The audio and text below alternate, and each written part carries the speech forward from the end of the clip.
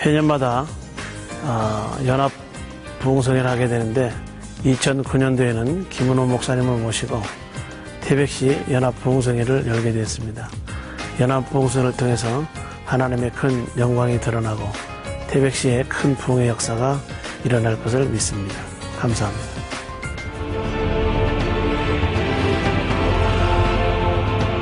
부모를 잘 만나면, 지도자를 잘 만나면, 선생님을 잘 만나면 거기서부터 모든 게 되어지는 거예요. 왕대밭에 왕대 나고 쫄대밭에 쫄대 나고 선생님 집에 선생님 나고 도둑놈 집에 도둑놈 나오는 거예요. 심은 대로 거두면 심은 대로 거두면. 자식이라는 게 그런 거예요. 그래서 여기 사도 바울이 얘기할 때 장가도 안 가본 사람이 내가 너희를 사랑하는 자녀같이 특별히 너희들에게 내가 권한다. 권한다는 게 뭐예요? 베드로전서 5장 7절 한번 가보세요. 우리 하나님이 왜 좋으신가? 베드로전서 5장 7절에 가서 보면 너희 염려를 다 주께 맡기라. 이는 그가 너희를 돌보심이라. 우리가 모든 무거운 것, 짐진 걸 주님 앞에 갖다 놓으면 되는 건 주님 우리를 권고하시는 분, 돌보시는 분, 챙겨주시는 분, 케어하시는 분. 우리를 살펴주시고 돌봐주시는 분이 주님이시기 때문에 너희 모든 염려는 다 주님께 갖다 맡기라, 던지라, 의지해라, 신뢰해라, 위탁해라. 그리하면 주께서 우리를 돌보신다, 권고하신다. 우리 주님은 그런 분이에요. 우리가 주님 앞에 물어보고 맡길 때마다 그거를 수고하고 무거운 짐을 맡아주시고 해결해 주시는 분이니까. 잠언 27장 한번 가보세요. 좋은 목자의 모습은 어떤 모습일까요? 잠언 27장 23절에 가서 보면 목자가 여러 목자가 있는데 좋은 목자는, 선한 목자는 잠언 27장 23절 이 양떼의 형편을 부지런히 살피며 이 소떼의 마음을 두라. 참 유명한 말씀이에요. 내가 구역장님을 잘 만나면 구역장님이 친정엄마보다 더 나은 이유가 뭐예요? 내 마음을 알아주고 내 형편을 돌봐주고 나를 챙겨주시는 거예요. 멀리 계신 여러분 아버지보다도 가까이 있는 구역장님이 낫습니다. 왜? 구역장님은 늘 매주 만나고 매주 나하고 기도하고 예배드리고 양떼의 형편을 부지런히 살피고 소떼에게 마음을 두라. 이것이 목자에게 요구되는 기본적인 마음의 자세예요. 항상 여러분 담임 목사님 마음은 항상 양떼들이 잘 되는 것이고 양떼들이 아프거나 다치거나 양떼들이 어떻게 되는가에 대해서 예민한 거예요. 왜요? 목자니까. 선한 목자는 양떼의 형편을 자꾸 살피다 보면 우리 양떼가 뭐가 필요하구나, 우리 교인이 뭐가 필요하구나, 필요가 알아지지요. 양떼의 형편을 부지런히 살피고 마음을 소떼에 두면 마음이 가는 곳에 정이 가고 정이 가는 곳에 손이 가고 다 가는 거예요. 우리 하나님 어떤 분이에요? 우리를 여러분 자녀같이 돌보시고 자녀같이 우리 형편을 살피시고 자녀같이 돌보시고. 여러분 자녀가 아파 보세요. 자녀가 아파 보면 눈을 못 뗍니다. 하나님은 졸지도 주무시지 않고 우리를 지켜주는데 왜 그런지 아세요? 깜빡 조는 순간 죽어보가 싶어서 그런 거예요. 눈을 못 떼신다니까. 눈동자같이 사랑하신다는 게. 자녀는 여러분 애가 아파 보세요. 엄마가 밤에 잠을 못 잡니다. 이놈을 덜쳐업고 응급실을 가야 되겠나 온도를 재보고 이게 지금 돼지 독감이 걸렸는지 야가 지금 조류 독감이 걸렸는지 엄마가 얼마나 신경 썼어요. 열이 올라가 보세요. 밤에 잠을 못 잡니다. 아플수록 힘들수록 엄마는 아픈 자식을 더 챙기는 거예요. 원래 그런 말이 있어요. 똑똑한 자식은 나라에서 데려가고요, 돈 많은 자식은 장모가 데려가고요, 병든 자식만 엄마가 데리고 산다는 말이 있어요. 병든 자식만 내가 지킨다니까요. 돈 많은 거 똑똑한 거 남들이 다 데려가 버리죠. 자식이 성공해보세요. 그 출세해가지고 성공한다고요. 애비한테 전화도 안 합니다. 어버이날도 없어요. 걔는요. 성공해서 맨날 해외로 출장 다니고 하면 뭐 가정이 어디 있어. 돈 많은 것들은 장모가 다 데려간다니까요. 병든 자식이 효자한다고 병든 자식만 집에 있는 거예요. 병든 자식을 위해서 엄마가 눈을 못 떼는 거예요. 제가 어떤 어머니 얘기 들어보니까요. 목사님, 나는요 우리 아들이요 대학 안 나와도 좋고요, 취직 안 해도 좋고요, 안 아팠으면 좋겠대. 우리 아들이 좀 아프지만 안 했으면 좋겠대. 얼마나 힘이 들었어. 어찌할 수가 없는, 엄마가 대신 아플 수도 없고 애가 계속 아프니까 이게요 백방으로 약을 써도 안 되면 엄마 마음이 얼마나 찢어지겠어요. 자식에 대한 그것이 여러분 부모는 자식을 향해서 대신 죽을 수만 있다면 엄마가 죽고 싶은 게 그게 엄마 마음 아니겠어요? 대신 엄마가 수술하고 엄마가 아팠으면 좋겠다. 그게 엄마 마음. 애가 아프니까 엄마가 어찌할 바를 모르는 거예요. 성공 안 해도 좋고 출세 안 해도 좋으니까 아프지만 말하는 거예요. 건강하게만 자랐다고 튼튼하게만 자랐다고 개구장이라도 좋다. 그 말이 틀렸다 하더라고요. 개구장이라도 좋다가 아니고 개구장이로 자라야 됩니다. 애가 여러분 5살 먹은 애가 엄마 옆에 앉아가지고 야 김문호 목사님 진짜 설교 잘한다. 그래가지고 얘가 꼼짝도 안 하고 앉아있으면 얘가 앞으로 정신병원에 가야 돼요. 애는 개구장이로 살아야 돼. 옆에 있다가 막 쪼르르 나갔다가 막 엄마 씨 이랬다가 또 쪼르르 들어왔다가 막 분위기 파악도 못 나가요. 개구장이라는 것은 그만큼 애가 생기 발랄하고 건강하다 그 말이에요. 애가 얼마나 주눅이 들었으면 너 이 새끼 꼼짝도 하지 말고 앉아있어. 그러면 애가 꼼짝도 못 하고 앉아있으면 안 됩니다 그거. 꼼짝꼼짝 해야 돼 애가 꼼짝거리고 나부당거리고 쏘다니고. 애들은요 여러분 한낮에 땡볕에 여름에 더울 때도 애들은 안 덥습니다. 걔들은 땀을 빨빨 흘리면서 돌아다니는 거예요. 땀을 질질 흘리면서 뛰다니는 왜? 애니까. 그게 건강한 거예요. 어른들은요 덥다고 가만히 앉아있지요. 그래서 애는 생기 발랄하고 건강해야 되지. 개구장이라도가 아니고 개구장이로 자라야 야생마가 준마가 된다고. 개구장이 짓을한 애들이 나중에 가면 인간성이 있고 그런 애들이 멋져버려. 애들 의리도 있고요 애미도 알고 그런 것들이. 애들은 애들스럽게 천진난만하게 개구스럽게 살아야 개구장이 같이 자라야 그런 애가 나중에 어른이 되면 좋은 어른이 되고 선생님이 돼도 학생들의 마음을 알고 아버지가 돼도 자식의 마음을 알고 지도자가 돼도 그런 사람들의 마음을 알지요. 올챙이 시절을 알지 깨구리가 돼도. 그래서 여기 사도 바울이 지금 성도들에게 편지할 때 내가 너희를 여기 사랑하는 자녀같이 권한다. 권한다는 말을 잘 보라니까요. 권고한다, 챙긴다, 바가지 끓는다, 잔소리한다. 사랑하니까. 여러분 잊혀진 자식, 버림받은 자식은 잔소리는 안 하지만은 사랑하는 자식은 여러분 고난을 통해서도 매를 들어서라도 돌아오게 하는 게 아버지 마음이기 때문에 그래서 반드시 권고하는 거예요. 권하는 거예요. 자립심이 없으면 독립심이 없으면 헛방이기 때문에 여러분 자녀를 키울 때 자녀는 빨리 독립하고 빨리 부모를 떠나 니도 이제 아버지가 되고 니도 어미가 될 수 있도록 그렇게 권고를 하는데 그럼 여기 어떻게 권고할까요? 말씀 15절을 보세요. 일만 서성이 있을 때 아버지는 많지 아니하니. 세 번째, 일만 서성이 있는데 아비는 많지 않다. 서성은 많습니다. 아버지는 많지 않다는 거예요. 여러분 우리가 신앙생활 할 때 보면 하나님은 어떻게 합니까? 하나님 선생님이래 안 합니다. 하늘에 계신 우리 아버지라 하잖아요.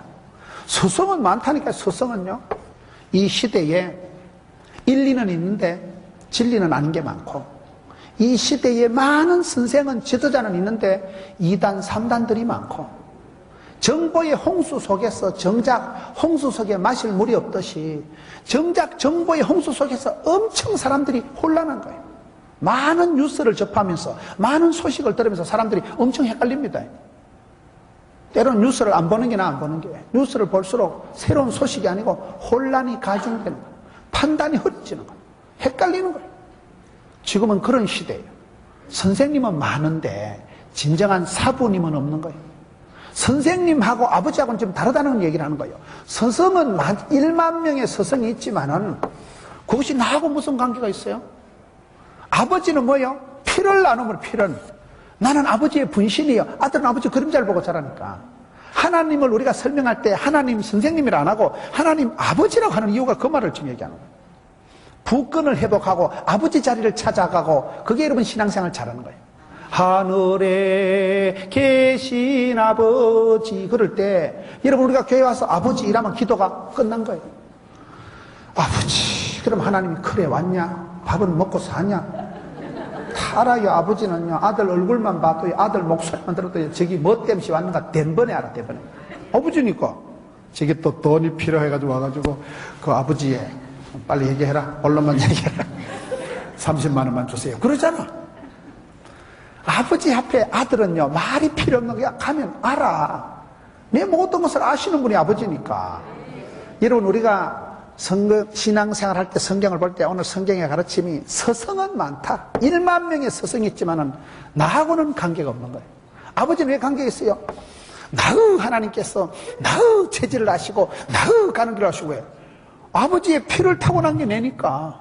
아버지가 나를 길렀으니까, 아버지가 나를 어릴 때부터 돌봤으니까 내 체질을 아시고 내 비위를 아시고 내 성격을 아시고 내 기질을 다 아시는 분이 아빠니까. 맞춤형, 주문제작형, 기능성 아버지라고. 아버지가 나를 제일 잘 아는 거예요. 아버지가 나한테 쟤는 어릴 때부터 뭐를 먹으면 아토피가 나오고 쟤는 어릴 때부터 기가 약하고 다 알잖아요. 나를 가장 나의 체질을 알고 나를 사랑하는 건 아버지라는 거죠. 서성은 많대. 여러분, 지도자는 많지만은 참된 멘토가, 지도자가 없는 시대예요. 지도자는 태어나는 게 아니고 만들어지는 거라니까요. 여러분들이 어디 가서도 구역 예배를 봐도 나는 내가 우리 집사님 때문에 구역 예배 간다. 그럴 정도로 모델이 되고 샘플이 되셔야 돼요.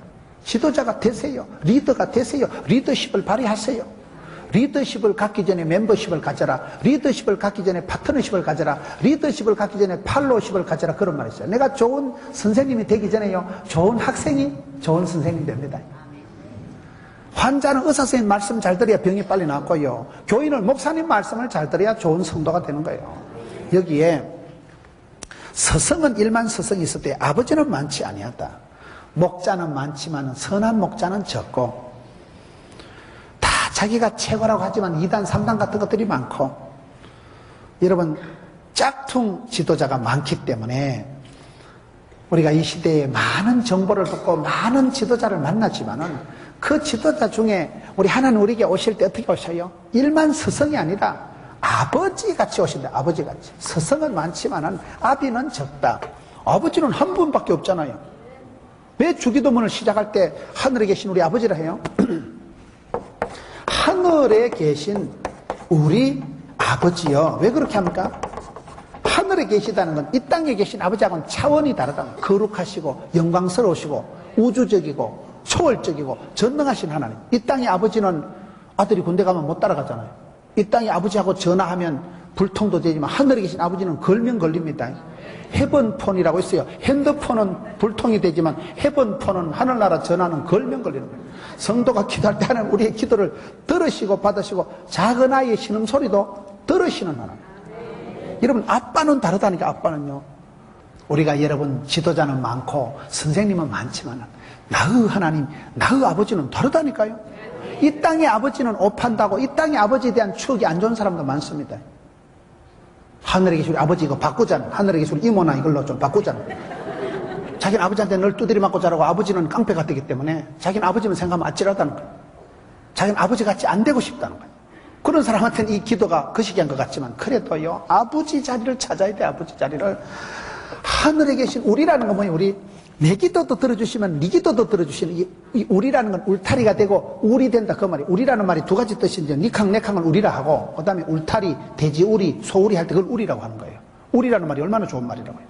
보호가 되고 버팀목이 되고 울타리가 되고 소도 기대 언덕이 있어야 비빈다는데, 아버지가 든든하면 아들이 어디 가도 든든한 거예요.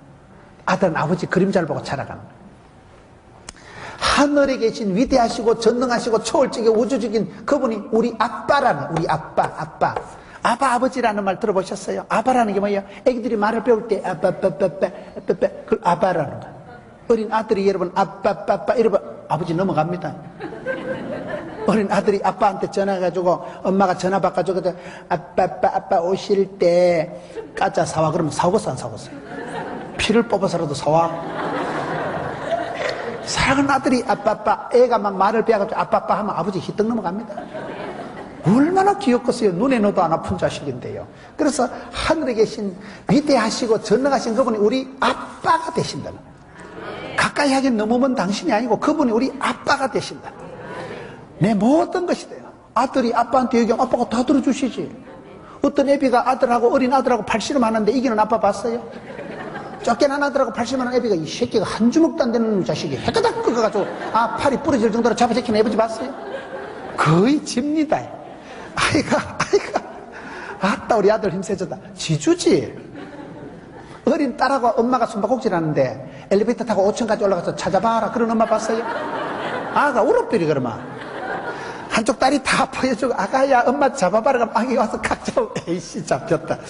잡혀주지. 딸 기살리려고. 그래서 우리 아빠는 항상 지주고, 쏘가주고, 뻔히 알면서도 쏘가주는 거야. 그래, 3,000원 줄게. 아빠 노트 사야 되는데, 공책 사야 되는데, 아빠가 다 공책 500원만 주면 사는 거 알았어요. 1,000원 줍니다. 왜? 쭈쭈바 사먹으라고. 아들이 거짓말해도 아버지가 쏘가준다니까요. 불쌍하니까. 여러분, 하늘에 계신 우리 아빠다. 하나님 우리에게 오실 때 그저 그냥 지도자로 코치로 오시는 분이 아니고 아버지같이 오신다니까요. 일만 서성이 있을 때 아비는 적다. 여러분들이 남들 앞에 그냥 있으나 마나한 그러한 사람이 아니라 그야말로 피를 나눈 형제요 애비요 그런 정도로 여기 보면 야 일만 서성은 있어도 아버지는 많지 아니하니. 그래서 이 아버지라는 존재가 굉장히 중요해요. 그래서 우리가 아버지 자리를 찾아드리고 부권을 회복해야 되고, 여러분 우리에게 많은 지도자는 선생님이지만 아버지는 한 분밖에 없다니까요. 한 분밖에 없는 하나님. 우리 하나님 앞에 얘기할 때도 하늘에 계신 아버지를 하잖아요. 탕자의 비유의 또 주인공이 누구예요? 탕자 엄마나 이모나 누나는 없어요. 그게요. 탕자 아버지가 나와요. 탕자 아버지가 주인공이지 탕돌이가 주인공 아닙니다. 탕돌이 그 자식이 돌아오든 뭐 도망가든 아버지가 없으면 헛방이죠. 아버지가 있으니까 회복을 시켜주고, 아버지가 있으니까 상속을 주고, 아버지가 있으니까 반지 끼워주고 신발 갈아주죠. 아버지가 주인공이 아버지. 하나님 아버지의 마음은 늘 기다려주시고 쏘가주시고 얼마든지 우리를 챙겨주시는 분은 하늘에 계신 우리 아빠다. 여러분 여기에 서성이 아니라 아버지로 하나님 우리에게 찾아오신다. 시편 103편 한번 보세요. 시편 103편 13절 한번 찾아보세요. 하나님은 우리에게 어떤 분이신가? 시편 103편 13절 아버지가 자식을 긍휼히 여김같이 여호와께서는 자기를 경외하는 자를 긍휼히 여기시나니. 아버지가 자식을 불쌍히 여긴다. 아버지가 자식을 긍휼히 여김같이 우리 하나님 우리를 그렇게 불쌍히 여겨주신다. 이사야 49장으로 갑니다. 이사야 49장을 한 번 더 찾아보세요. 이사야 49장 14절 오직 시온이 이르기를 여호와께서 나를 버리시며 주께서는 나를 잊으셨다 하였거니와 여인이 어찌 그 젖먹는 자식을 잊겠으며 자기 태에서는 아들을 긍휼히 여기지 않겠느냐. 그들은 혹시나 빵시나 잊어먹을지라도 나는 너를 잊지 아니할 것이라. 하나님께서 우리를 사랑하실 때 어미가 어떻게 아기를 잊어먹겠냐 말이에요. 어미가 어떻게 아들을 잊어먹겠냐면, 여러분 짐승을 키워보면 새끼 달린 짐승은 굉장합니다. 소가 미련한 것 같아도요, 송아지 팔고 나면 소가 며칠은 울어요. 어미 소가요. 여러분 우리가 머리 나쁜 사람을 보고 새머리, 닭머리 이럽니다.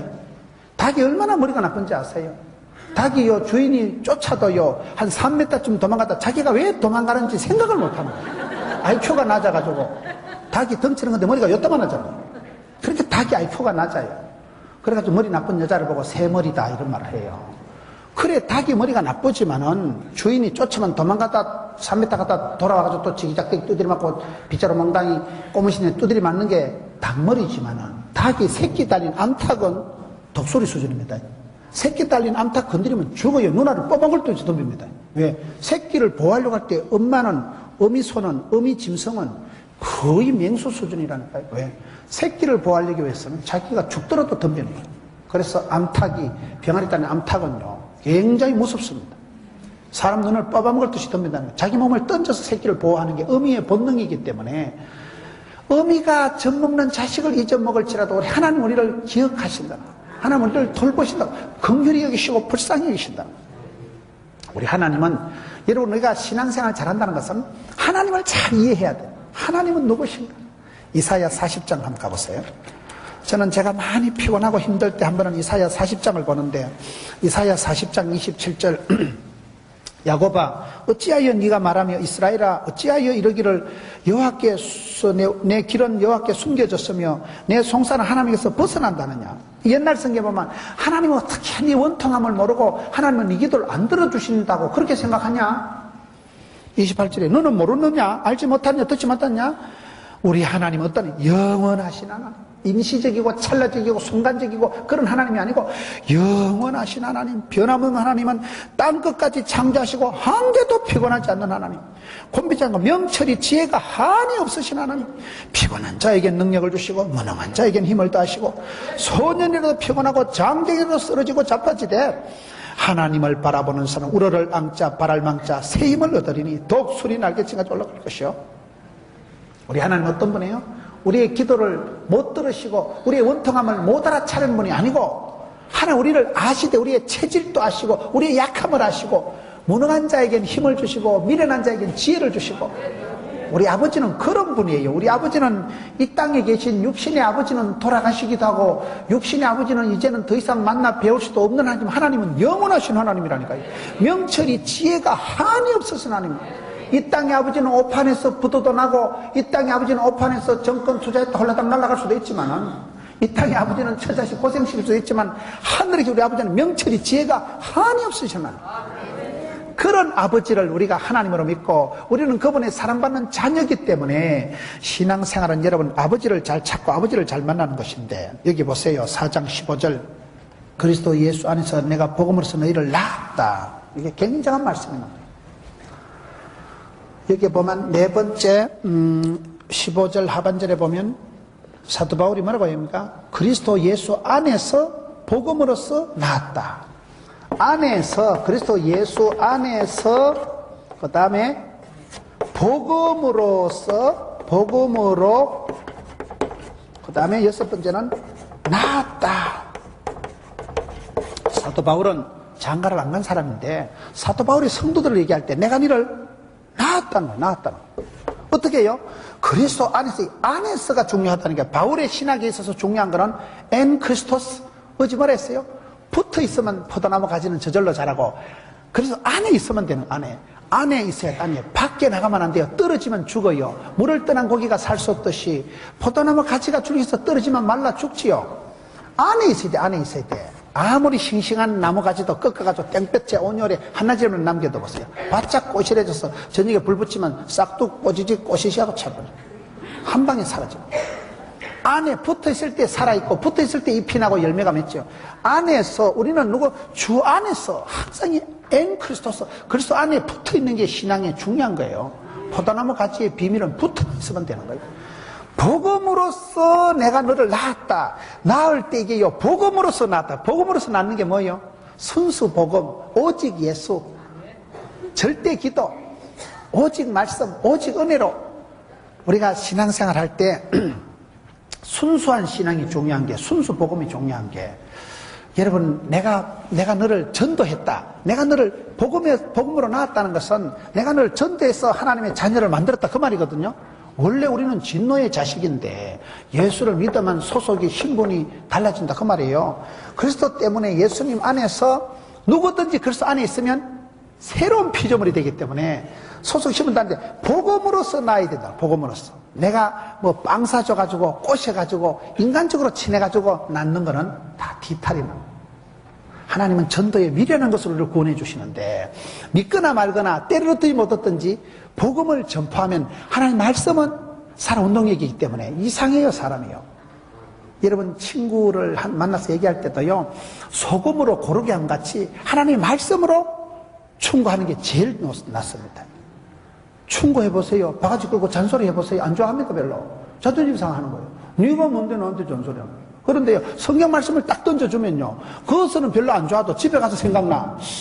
집에 가서 자꾸 그 말씀이 생각이 나면서 말씀이 치료하는 광선을 바라고 사람이 떡으로만 살 것이 아니라 한 입으로나 모두 말씀으로 살기 때문에 그래서 복음으로서 사람을 낳아야 돼요. 복음으로서 복음을 제시할 줄 알아야 돼요. 하나님은 사랑이시다. 사람은 죄인이시다. 예수 그리스도가 오셔서 우리의 모든 죄와 허물을 덮어 쓰시고 누구든 예수를 믿으면 이제 신분이 달라지고 새로운 피조물이 되었도다.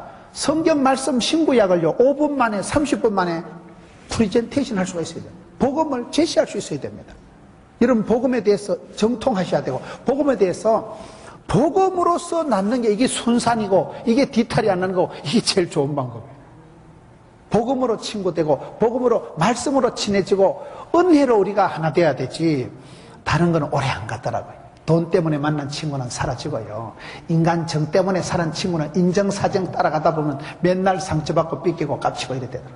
그래서 여기 사도 바울이 할 때 내가 너를 복음으로 낳았다. 성경 말씀 한번 찾아보세요. 이 복음으로 낳았다는 말씀이 갈라디아 4장 19절 한번 가봅시다. 사도 바울은 장가도 안 간 사람이지만은 갈라디아 4장 19절에 가서 보면 나의 자녀들아 너희 속에 그리스도의 형상을 이루기까지 다시 너희를 위하여 해산하는 수고를 하노니. 사도 바울이 성도들을 부를 때 꼭 자녀로 부른다니까요. 내 아들아 이렇게 부르. 자녀들아. 사도 바울은 결혼을 안 한 사람이에요. 그런데 왜 자녀라고 합니까? 너희 속에 너희 안에 그리스도의 형상을 이루기까지. 이게 갈라디아 4장 19절에 보면 그리스도의 형상을 이루기까지. 우리의 신앙의 목표는 하나님을 닮는 거예요. 믿음의 주에 온전케 하신 예수를 닮아가고 예수님 닮은 게 그게 경건한 것이고 예수님처럼 살아가는 게 그게 신앙생활 하는 거예요. 그리스도의 형상을 이루기까지, 예수님을 온전히 닮기까지, 성숙하기까지, 경건미가 생기기까지 다시 너희를 위하여 해산하는 수고를 한다. 사도 바울은 남자지만은 산통을 치룬다는 거예요. 여러분, 우리가 한 사람을 키운다는 것은, 한 사람을 만든다는 것은 산통을 치러야 됩니다. 사도 바울은 성도들을 대할 때 자녀들아 내가 너희를 낳았다니까요.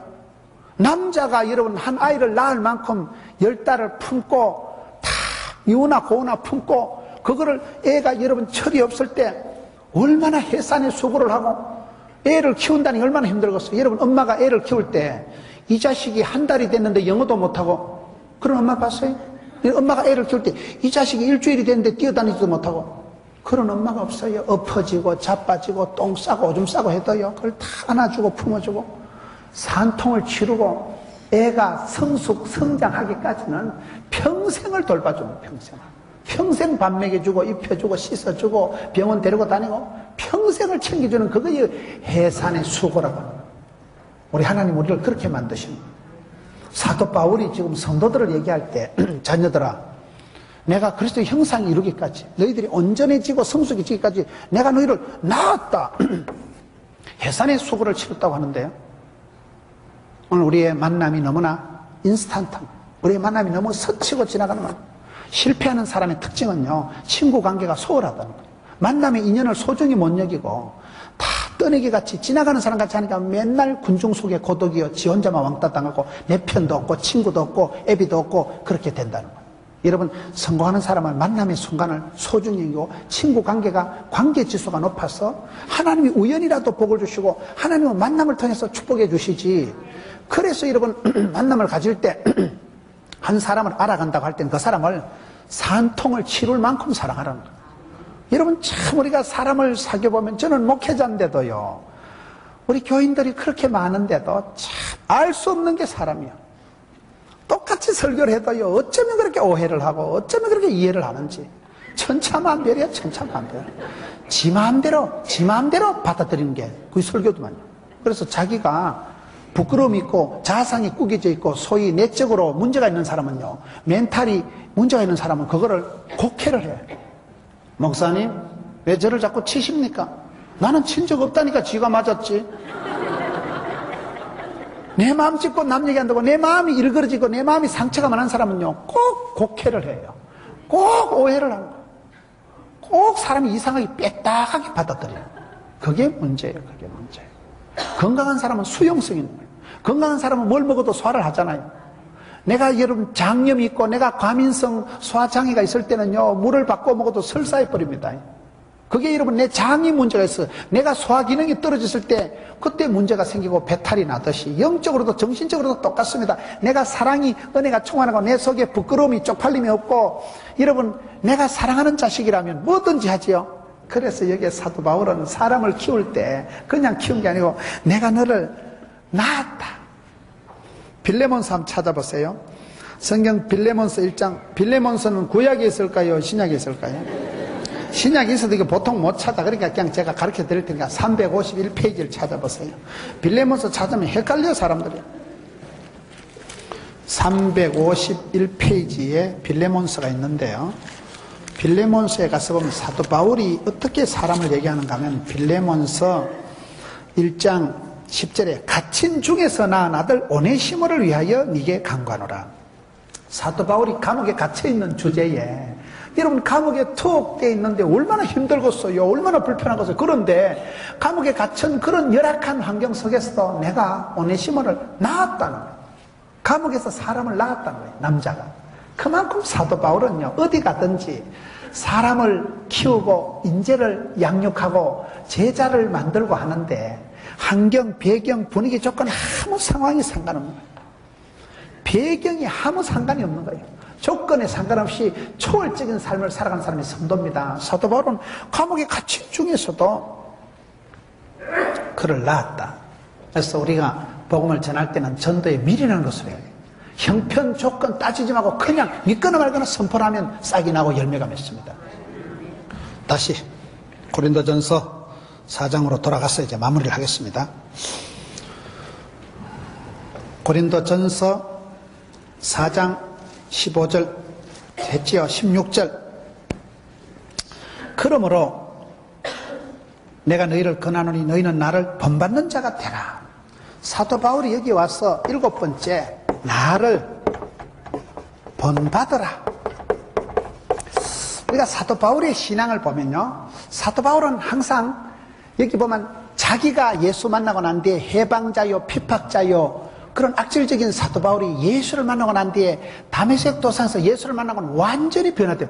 그래서 사도 바울이 자기를 소개할 때 편지를 보면요, 하나님의 뜻으로 사도된 나 바울은 너희들에게 편지하노니 존말할 때 들어라. 너무 자신이 당당한 거예요. 하나님의 뜻으로 말미암아 주 예수 그리스도의 사도된 나 바울은 이래 나오는데, 사도 바울이 예수님하고 악수한번 해본 적이 없습니다. 사도 바울이 예수님 설교 한 편 들어본 적이 없습니다. 사도 바울이 예수님한테 제자 훈련 성경 공부 1시간 해본 적이 없어요. 그런 사도 바울이 다메섹 도상에서 환상 중에 한 번 주님을 배웠고 난 뒤에 하나님의 뜻으로 말미암아 주 예수 그리스도의 사도된 나 바울은 하나님이 나를 여기까지 이끌으시고 하나님 나를 인도하시고 하나님 나를 부르시고 하나님 나에게 소명 사명을 주셨다는 거예요. 한 번 환상 중에 비몽사몽 중에 예수님 만나고도 확실히 변화된 사람이 사도 바울이라니까요. 모든 과거는 뒤로 하고 뒤에 것은 잊어버리고 표대를 향해서 달려가는데 너무나 당당한 거예요. 나는 주 예수 그리스도의 사도라. 하나님이 나를 보내셨고 나는 주님 때문에 변화의 주인공이고, 그렇게 자기를 소개하고, 사도 바울이 여기 말하는 것은 나를 본받아. 나를 본받아. 자기를 샘플로, 롤 모델로 자기를 내세우는 거예요. 얼마나 확신이 있었으면, 얼마나 여러분 사랑이, 기쁨이 넘쳤으면, 여기 보면 나를 본받으라. 아예 자기를 그냥 모델로 딱 내세우는 거예요. 본때 있게 하는 거예요. 사도 바울은 교사요, 설교자요, 선교사요, 아버지요. 장가도 안 본 사람이 자기를 계속 지금 아버지로 얘기한다니까요. 사도 바울 보세요. 빌립보 4장 11절에 나는 어떤 형편이든지 일체의 비결을 배웠노라. 가난한 데나 관 데나 어떤 형편이든지 자족하기를 배웠노라. 배워서 터득해서 숙지해서 자기화한 바울의 버전, 바울의 고백이 있는 거예요. 사도행전 20장 한번 가서 보세요. 저는 사도행전 20장을 보면 가슴이 벌렁벌렁하는 거예요. 사도행전 20장에 가서 보면 사도 바울이 자기 신앙생활을 어떻게 얘기하는가 하면요, 20장 22절 보라 이제 나는 성령에 매여 예루살렘으로 가는데 거기서 무슨 꼬라지를 당할지 모른다. 오직 성령이 각성해서 내게 정언하고 결박 환난 나를 기다린다 하시나 내가 나의 달려갈 길과 주 예수께 받은 사명 하나님의 은혜의 복음을 전가하는 일을 마치려면 나의 생명조차 조금도 경고도 여기지 않으노라. 사도 바울이 보세요. 보라 이제 나는 간다. 환난 핍박 덤비다 이 작것들아. 심령에 매여서 성령에 매여서 하나님 나를 끌고 가시면 어디든 가리라. 이 길을 가리라. 주의 길을 가리라. 십자가에 가리라.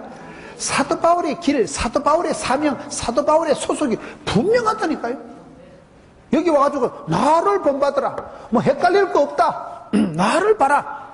예수 믿는 나를 봐라. 예수 믿고 변화된 나를 봐라. 예수 믿고 쓰임받는 나를 봐라. 자기 자신에서 모델을, 샘플을 나를 모델로 냈으면 나를 본받아라. 여러분 신앙이 애들 앞에서, 교인들 앞에서, 구역 식구들 앞에서 이 정도로 여러분 자신을 아이덴티파이 하셔야 됩니다. 내 믿음, 내 신앙, 내가 내 입술로 고백하고 내 마음으로 믿고 내 마음속에 머릿속에 예수 믿어서 변화되고 우울증이 사라지고 예수 믿어서 나는 사랑받고 은총받은 자라는 확신을, 사랑의 확신, 응답의 확신, 인도의 확신을 가지고 사도 바울 같이 나는 주 예수 그리스도의 사도 되었다. 나는 간다는 거요. 이 길을 가는데, 예루살렘으로 가는데 성령에 매여 심령에 매여서 가는데 무슨 꼬라지를 담해도 까딱없다. 감당치 못할 시험은 없다. 누가 나를 끊으리요? 그런 사도 바울이 자신을 모델로 내세울 만큼 얼마나 확신에 찬 신앙을 하냐 이 말이에요. 계속해서 한번 보세요. 고린도전서 4장 우리가 16절을 봤고요. 17절을 한번 보세요. 이로 말미암아 내가 주 안에서 내 사랑하고 신실한 아들 디모데를 너에게 보내었으니 생각나게 하리라. 여기 와가지고는 또 디모데를 얘기할 때 디모데를 뭐라고 해요? 자기 아들이라 한다니까요. 디모데는 여러분 남자예요. 여기 지금 사도 바울은 결혼도 안 한 남자가 여자도 아닌 사람이 또 디모데를 할 때 내 사랑하는 아들을 디모데를 너에게 보낸다. 그래서 디모데가 믿음의 후계자가 되는 게 보면 사도 바울이 자기를 낳았다는 거예요. 디모데가 왜 성공했어요? 믿음의 아버지 바울을, 선생님을, 멘토를, 대빵을, 지도자를, 모델을 잘 만났고 그 아버지 그 아들이죠. 그 다음에는 외할머니 로이스의 사랑을 받은 디모데처럼, 외할머니 메들린 더넴의 사랑을 받은 오바마처럼, 여러분 여기 디모데를 지금 모델로, 샘플로 내 사랑하는 아들 디모데를 너희한테 보낸다. 디모데 봐봐라. 대부분 생각나지? 여러분 어디 가든지 우리가 믿음의 증거가 있어야 됩니다. 여러분들이 낳은 아들이 어디 있어요? 여러분, 내가 복음 전해서 때로는 내가 학벌도 그 아주머니보다 낮고, 나는 아파트도 그 아주머니보다 없고, 그 아버지보다 내가 경제적으로, 학적으로는 모자랄지 몰라도, 전도에 미련한 것이 좀 복음으로 나으면, 복음을 전하면, 복음은 살아 운동력이 있어서, 그 사람이 아주머니가 예수 믿고 변화되고, 그러면 달라지는 거예요. 초대교회, 로마 제국 치하에서는 얼마나 기독교인들이 잘했는가 하면요. 대로마 제국 밑에서 그리스도인이 1%밖에 안 됐다 그래요. 근데 1% 중에서도 절반 이상은 노예들이라 그래요. 근데 이 노예들이 복음을 전하는데 거침없이 전하는 거예요. 노예 주제에 끌려온 시다바리 주제에 노예 주제에 대감마님한테도 복음을 전하고 황제 어머니한테도 복음을 전하고 그래서 황후마마가 여러분 황후마마가 예수를 믿은 거예요. 그래서 AD 313년에 콘스탄틴 황제 어머니가 예수를 믿어가지고 AD 313년에 콘스탄틴 황제가 엄마가 너도 예수 믿으라 해가지고 대로마 제국 때 기독교를 국교를 만들어버린 거예요. 그런 로마 시대는 여러분 교인은 1%밖에 안 되고 절반 이상은 무섬살이 파출부 해먹는 주제에 사모님한테도 복음을 전하고 사장님한테도 복음을 전하고 이래 놓으니까 역동적인 크리스찬들 펄떡거리는 물고기처럼 여러분 그때는 창조적인 소수라고 살아있는 그리스도인들이 가서 복음으로 자식을 낳는데 대감마님도 낳아버리고 사장님도 낳아버리고 그래서 초대교회가 역동적으로 초대교회가 카타콤에 갇히고 그런 환란을 겪으면서도 기가 죽지 않는 거예요. 살아 펄떡거리는 물고기처럼 독수리 날개침같이 야생초같이 해가지고 그래서 초대교회가 급속도로 평창되고 세계로 열방으로 뻗어나간 거예요. 오늘 또 여러분 그러십니다. 사도 바울이 여기 지금 디모데를 내가 너를 낳았다고 소개한다니까요. 여러분들이 낳은 사람이 몇 명 있어요? 어디 있어요? 우리가 신앙생활을 그렇게 해야 되는 거예요. 창조적인 신앙생활을 하세요. 내가 복음을 전하면 그 사람이 예수 믿고 나면 팔자를 고치고 그 사람이 또 다른 사람을 복음을 전하고 그 사람이 여러분 태백시장 되고 그 사람이 대통령하고 그 사람이 박사가 되고 그 사람이 장군이 되고 그 사람이 스타가 되면 되죠. 여기 지금 그걸 얘기하는 거예요. 성공 사례로 지금 사랑하는 아들 디모데를 보내는 거예요. 계속 얘기를 지금 서성이 중요한 게 아니고 아버지가 중요하다. 서성과 아비 얘기를 하면서 마지막으로 21절을 보고 마치겠습니다. 21절 너희가 무엇을 원하냐? 내가 매를 가지고 너희에게 나아가랴 사랑과 온유한 마음으로 나아가랴. 여러분 우리가 하나님을 만날 때 내가 자녀가 여러분 어떻게 만날 수 있을까요? 자녀가 전교에서 1등 해가지고 오면 그날 아버지가 빨리 퇴근하시길 바라겠어요? 너까지 퇴근하시 바라겠어요? 아들이 사고차가 학교 유리창 깨가지고 선생님이 아버지 데리고 오라 하면 그날 아버지가 출장 갔으면 좋겠어요? 집에 계셨으면 좋겠어요? 지금 그걸 말하는 거예요. 우리가 만남의 복을 이루어 갈 때 내가 만남의 복을 이루어 가는데 너희가 어떻게 나를 만날래? 내가 짝대기를 매를 들고 갈까? 사랑과 온유한 마음으로 나아갈까? 시편 18편 한번 보세요. 시편 18편 보면 하나님은 만유에 충만하시고 어제나 오늘이나 동일하신 한 분 하나님이신데, 하나님을 믿는 사람들의 신앙을 따라서 완전히 달라져요. 시편 18편의 25절에 보면 자비로운 자에겐 자비롭게 나타나시고 완전한 자에겐 완전하심을 보이시고 깨끗한 자에겐 주의 깨끗하심을 보이시고 사악한 자에게는 주의 거스리심을 보이신다. 하나님은 어제나 오늘에 동일하신데, 내가 착하고 충성되고 내가 거룩하게 나아가면 하나님은 거룩하게 보여주시고, 자비로운 자에게는 하나님이 자비롭게 나타나시고, 못된 놈한테는 맴매하신 하나님, 떼찌하신 하나님, 짝대기를 매를 들고 오시는 하나님이 된다니까요. 하나님은 한 분이신데 저와 여러분이 어떻게 신앙하느냐, 어떻게 예수를 믿느냐에 따라서 하나님을 만나는 게 달라요.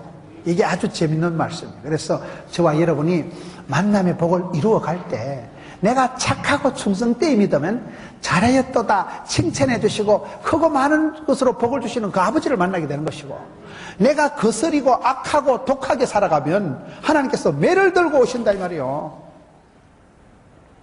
하나님이 나한테 오실 때 심판하신 하나님, 거스리신 하나님으로 만나지 말고 축복의 하나님, 영광의 하나님, 자비로우신 하나님, 사랑의 하나님을 만남의 축복을 내가 만들어가는 거예요.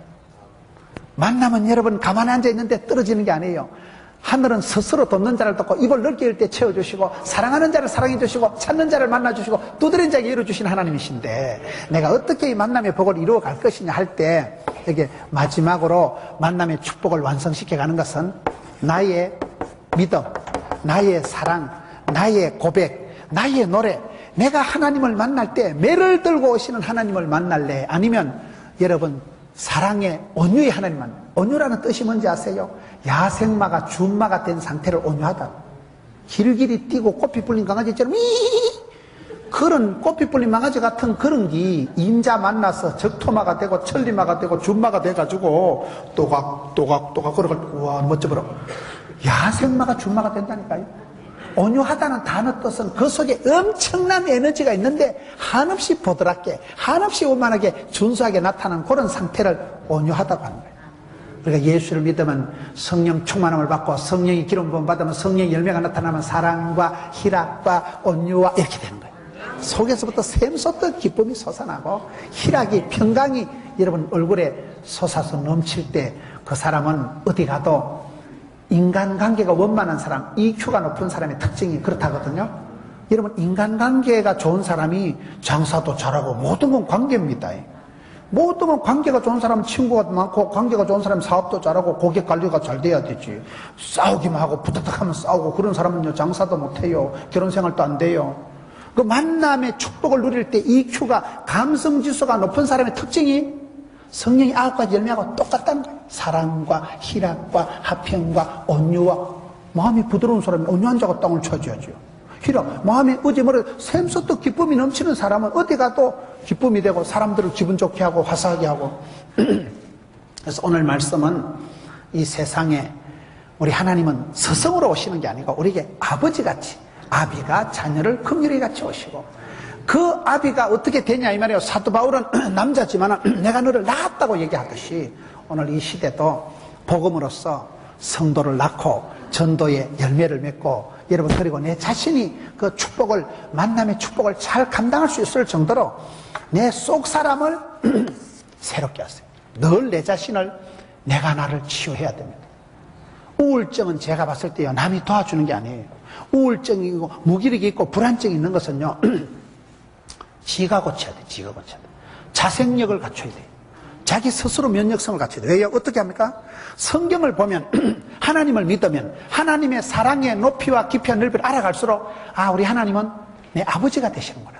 아버지라는 것은 자식이 아파도 아버지고 무식해도 아버지고 사고를 쳐도 아버지라니까요. 변함없는 끊을 수 없는 그 사랑으로 나를 사랑해 주시는구나.